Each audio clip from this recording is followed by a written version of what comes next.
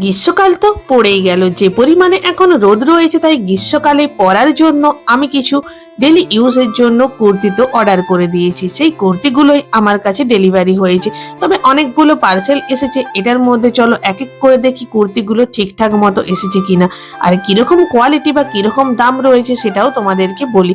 কুর্তিগুলো প্রচন্ড অ্যাফোর্ডেবল রেঞ্জের মধ্যে রয়েছে, প্রত্যেকটা কুর্তির দামেই রয়েছে 250-র মধ্যে। প্রথম যে কুর্তিটা আমি ওপেন করলাম, এই কুর্তিটা তো এক দেখাতেই আমার জাস্ট দারুণ লেগেছে, কারণ কোয়ালিটি রয়েছে একটা সিল্কের উপরে, তার উপরে রয়েছে সুতোর কাজ করা, ভেতরে কিন্তু লাইলিনও দেওয়া রয়েছে। কালারটি ছিল প্রচন্ড দারুণ, তবে এই কালারটিকে কি বলে তোমরা কেউ জানলে সেটা কমেন্টে জানিও। এরপর তো সেকেন্ড পার্সেলটাও ওপেন করে নিচ্ছি। এটার মধ্যে রয়েছে একটা পার্পেল কালারের চিকনকারি কুর্তি, প্রচন্ডই দারুণ এসছে, কোয়ালিটি তো ছিল প্রচন্ডই সফট।